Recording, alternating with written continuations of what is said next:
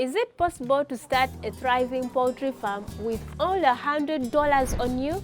In today's video, that's the question we are going to attempt to answer as one of the most frequently asked questions, like how much do I need to start a poultry farm? Welcome back to Call Me Firdaus, where we are planting ideas and harvesting results. If you're a returning subscriber, I thank you so much and please be blessed. If you are new here, you're in the right place and consider subscribing to the channel so that we can grow together. $100, it's very little money in terms of Ugandan shillings. That's just like 360,000 shillings. And with this economy, it seems like very little money. But I want to show you that you can make something out of this, what seems like very little money. If you choose to eat it, you eat it in a day.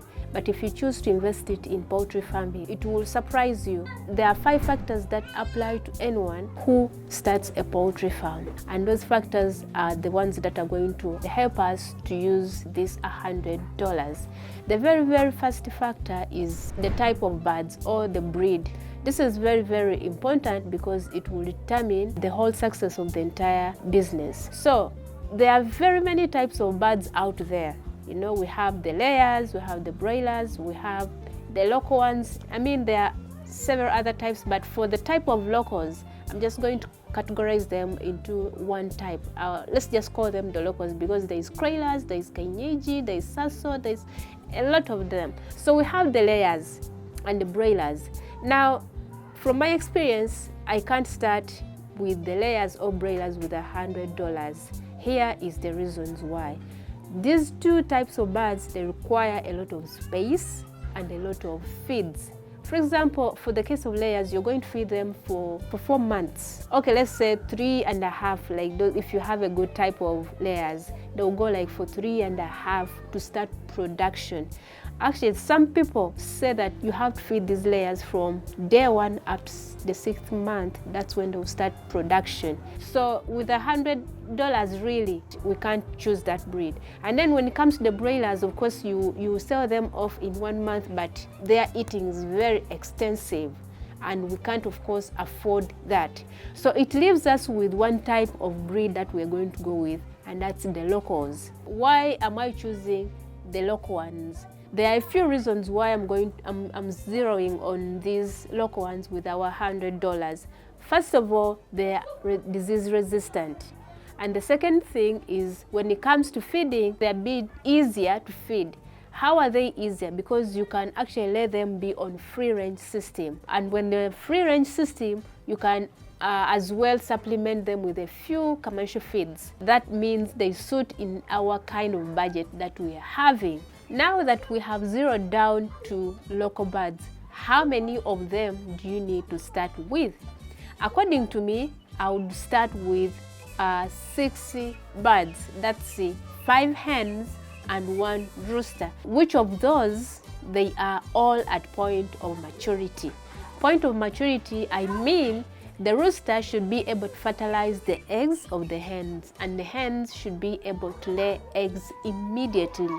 The moment you stock them, after a few days, they should start laying eggs. That's what I mean. It's very important to get these birds from a trusted breeder, because if you get from anyone, I have a scenario, someone called me and was like, Firdaus, do you know what? My hens are now 6 months and they're not laying any eggs. And I asked her, where did you get them from? And then the person, she told me, I've never heard of this person before. So when you're buying these birds, make sure you get them from a very reputable supplier. And according to the market trends, these birds are ranging between 18,000 and 25,000 Ugandan shillings. So in total, for you to stock these birds, you're going to require about $40. That's around 150 Ugandan shillings. So out of our 360,000, we have now put aside $40 for stocking our birds. I can assure you that once you stock these birds, 6 as they are, by the end of the year, that's around 12 months, it's possible to have 1,000 birds in total. How? I made a very exhaustive video about the whole math which is involved in how you can turn 6 hens into 1,000 at the end of the year. The link is somewhere here. Make sure you click on it and you know the math behind it. This takes me to the next point. Now I have the type of the breed. I know how many I need to stock. The next question is, or the next factor is the housing. And how much are we going to spend on this housing? You know, when you're working on the budget and we are dealing with the local birds which are a bit hardy, it means even the materials we are going to use in construction of this chicken house, they are going to be sourced locally, either cheap or at a free cost. And that's exactly what you do. Some of you have been watching me. If you've been following me, you know that the kind of structure that I'm using to raise my local birds in my backyard. All the materials that I used are locally sourced. Actually, it didn't stop me from going to the neighbor asking to give me any material they are not using. You know, when you, especially in an urban setting or even in the rural setting, there are people who keep things and they don't even know what to use them for. So identify those materials, the poles, the pellets, and other things that you may need in the construction of this chicken house. And trust me, you will require at least $10 to construct that chicken house. You know, you may need to spend money on the nails because you may not get them when they are still okay in their fine shape, or even the wire mesh, because that's very important, or even on the tarpaulin, because for the case of my chicken house, when it's raining, I use the tarpaulin to make sure the rain doesn't enter into my chicken house. So altogether, you're going to need $10. So how many dollars have we spent so far? Those are $50 for the two factors that we need. Is it still possible or it's not possible? Let's go into another factor. This factor I should have brought it first, but I don't know why I'm bringing it in the third place. And that's feeds. This is the largest factor every poultry farmer should consider or considers when they are starting a poultry farm. As you know, is it 60% of all the production costs go on feeds? Now, with our small budget, how are we going to manage feeding the birds? The good news is we got our birds at point of lay. That means most of the work actually was done by the supplier that we got them from. They have fed them very well. They have, they've done a lot of things to make sure this bird is now ready for laying or for fertilizing the eggs. Now, birds, just like humans, they require a balanced diet. That means their meals should comprise of carbohydrates, proteins, and minerals. Especially if our birds are now at point of lay, we need them to lay eggs that have hard shells. That means they require lots of calcium in their meals. So by you letting them scavenge by themselves, this is when they get an opportunity of picking a worm, picking an insect, picking termites, and that means whatever they are eating, it will be able to supplement on their protein and calcium. Now, when it comes to carbohydrates, we are humans and we eat every day. If you're keeping chickens alongside your home, you eat every day, but you don't eat everything, do you? So that means the chicken scraps are going to be used as chicken feeds as well. If you've eaten, and mostly the food we eat, especially in Uganda, it's comprised of carbohydrates. Take for instance like the matoke, the rice, the ugali, that's all carbohydrates. Whatever you leave out of your whatever you've eaten, you can give it to your birds. You do it deliberately. For example, there is no use of you throwing away the leftovers in the trash when you have the birds in the backyard. You supplement their feeds with the food scraps. We eat beans in Uganda. Whatever you eat, you can, and beans is a rich source of protein. So eat and give them, and please endeavor to give your birds fresh leftovers. Don't give them rotten leftovers, otherwise you're going to cause some diseases to your chickens. Someone will be like, but Firdaus, me, I'm in an urban setting just like you. Me, what I do, I have my neighbors. I think I did a video about that. You can go and watch it still about the banana peeling. So what I do, and my neighbors know that Firdaus has birds, and these birds feed on the banana peelings. So I get the banana peelings, chop them in smaller pieces, the ones they are able to take in, and I mix it with the main feeds and I give them. But that doesn't mean that you shouldn't buy feeds for these birds.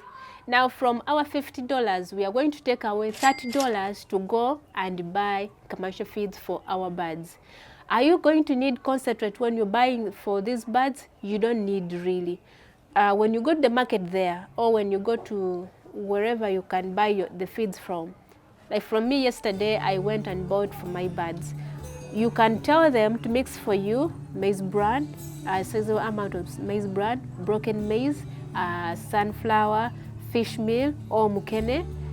They sometimes also include the shells. Sometimes they also include sunflower. They can also include for you cotton. So that's a whole variety if you don't want to spend on concentrates, because if you bring in the issues of concentrates, now the money is going to be a bit more than what we can afford. I have someone who sells mukene. I don't know whether you know mukene, fish meal. So when he saw my birds, he was like, so you look after birds. So what he did was like, I usually, when I go to stock my mukene, they do what? They give me this extra for the hens. So he sells like a big pack like this one. He sells it for, let me show you, I'll show it to you. He sells it like for 1,000. 1,000 Ghana shillings, how many cents are those in dollars? It's very small and you can actually use it to mix. And I felt so happy. And that's how, if you intention about something, you don't know how things keep working out themselves for you. Okay, so now we have the $30, go buy commercial feeds, but buy them wisely. Are we done with that point of feeds? Let's go to our next factor, which is very important also, that is disease prevention. You know, when you're doing poultry, preventing diseases is very, very important. And how do we prevent them? By vaccination. But like for us, we've gotten our birds at point of lay or at point of maturity, and most of the vaccination has been done for us. Also, be sure, ask this person if they really vaccinated, because there are those who do organic farming. So if you get your birds from an organic farmer, that means you would have to carry on with the way they've been doing, the way they've been treating their birds with the herbs and all those other things. Preventing diseases in our mature birds, it's very easy. Make sure you are extremely clean. Clean the chicken house every day. Clean their drinkers. Make sure their feeders are very clean. Also, avail them with a lot of water. At least you would rather lack feeds, but make sure there is water, clean water, fresh, clean water in your chicken house. We are left with a few medical requirements to meet. For example, we need some requirements like deworming. These birds are at point of lay. This is the time we need to deworm them. Sometimes we need to carry on with a few vaccinations like for Newcastle and Gomboro, but according to the vaccination chart, they are maybe you do it once in a month. That means the $20 we are left with, it's going to go on disease prevention and some boosting. If you feel like maybe the birds are not giving you production very well, you go buy some boosters and give them. So what is the other factor we are left with? That is marketing. Marketing your products should be the very, very factor to consider even before you start a poultry farm. So on number one from down, it's marketing. Make sure you know where you're going to sell your products. And when I talk about products, it means eggs. These birds are at point of lay. So that means you're going to start collecting eggs. And don't eat whatever you collect since the birds are few. No, you're doing this as a business. So whichever egg you produce, keep it unless it's damaged, and make sure you hand them very well. So after a few days, you're going to start collecting these eggs and you're going to start selling them. Where are you going to sell them? That is a question for you even before you start a poultry farm. You're also going to start hatching the chicks that are going to be hatched. How are you going to handle them? They will require some vaccination. That means from the $20 I've given to the disease prevention, keep some for when these birds are here. But also you would have started selling eggs, so you have some pocket change. Whichever money you're going to sell those eggs or the chicks that you're going to hatch, it's going to come back into the business. And the process will continue like that. And that's how me as Firdaus, I would start a thriving poultry farm with only $100 in my hands. Most importantly, remember to reinvest. But seriously speaking, if you are very serious about poultry farming, you know you need to do extra things more than even what $100 can do. That means you have to be present. You must have time to learn, educate yourself always, and you should be able to learn and unlearn certain things. But most importantly, you be doing this deliberately. And of course, if you found this video very interesting and inspiring, consider subscribing to the channel and liking it. You people are not liking my videos. Why are you being selfish? You don't want us to grow? Okay, thank you so much for joining us on this journey, and let's meet in the next video.